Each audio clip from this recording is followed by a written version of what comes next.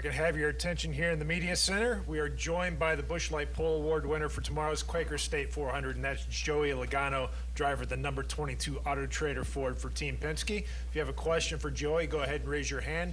We will start here to our right with Jacob and then go to Jordan. Can we have a wireless microphone over to our friend over there? Thank you.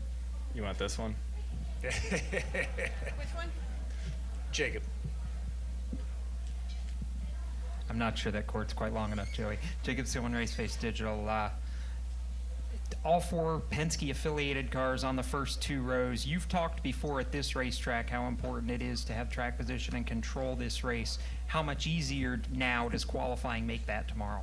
It definitely helps at the start, for sure. Being up front and controlling this race is the name of the game. If you can get up there and solidify the top positions, I feel like you can stay there. The thing is, there's a lot of what ifs that play out in this race. A lot of cautions that may be timed in a different way to where it can jumble up the field. It's hard to say you're going to be leading every lap of this thing. I think it's kind of a hard thing to try to accomplish. So the good thing is we controlled what we could today. Super proud of Team Penske, Roush Yates, Ford, obviously, to keep our Mustangs up there. Really shows the ability to repeat from car to car. It's really hard to do.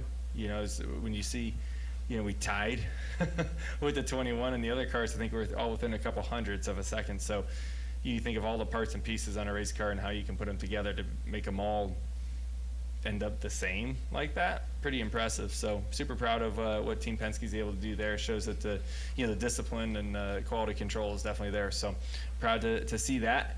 And like I said, that part's cool to show as an example today, but tomorrow's a whole new day. You mentioned the tie. Have you ever experienced or seen anything like that in your career? Not for the pole. No, not to start first. So I'm glad I'm on this end of it. Go next to Jordan. Jordan Bianchi, Athletic. 2 questions. One, does qualifying speed, how different is qualifying versus the race in terms of setup and everything like that? Does one translate to the other?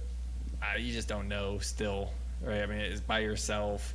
Everyone's got the heights lowered and all that stuff for qualifying, so you don't know, right? Tire pressures, everything's different. I say everything's different. You're not like you're slinging springs at the thing, but because all we can do is pretty much adjust the heights and pressures. But from here, there's no way to know. And look, you guys have had great speed. You guys have worked really well together in the draft at most of these races this year, but you always haven't been able to get to the finish line or anything. Is you guys change or tweak anything, your game plan or anything, or is it just staying the same thing you guys always do? Because it does work well for the most part. Well, I mean, I'd say for stages it works really well. I'd say as the race continues, at times we A, get separated, or B, the intensity ratchets up and we get wrecked. And unfortunately, the wrecks 9 times out of 10 start right in the front. And that happens to be where we are most of the time, which is great. But with these speedway races here recently, the best cars, the cars that lead all the laps, most of the time don't win these days, just because of the wrecks. But I feel like here in Atlanta, it's a little bit different. Especially tomorrow, handling's going to come into play. It's going to look like the old 550 days a little bit, I think. Where the draft's still going to be there, don't get me wrong, but I think the field will definitely be have a little bit of separation. Some lifting will definitely come into play, those type of things. So it's a speedway race, but it's almost a 550 race, like right on the edge, kind of like Michigan used to be years ago. Do we have any additional questions for Joey? Go right over there. Sky Sprinkle Race Face Digital. It strays away from the poll a little bit, but Hamlin talked earlier this year about, he didn't have many years left. You want to hit 60 wins. That's a different goals. You're a veteran, but you're still very young. You probably got a lot more years ahead of you. Outside of the crown jewels you haven't won yet, kind of what would you like to do, before the end of your career? Are there any kind of goals you have in mind, being so young and having so much more time left?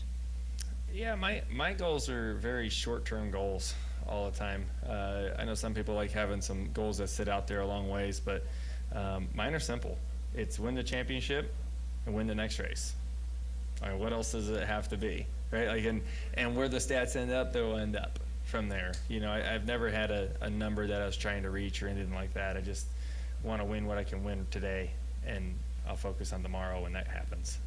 But yeah, that's kind of, everybody has a different, I'm not saying the way he does it is wrong. I like the long-term plan on a lot of things, but on this one, I'm looking at the hood pins. Any additional questions? Well, Joey, congratulations on winning the pole, and good luck tomorrow. Absolutely. Thank you, guys.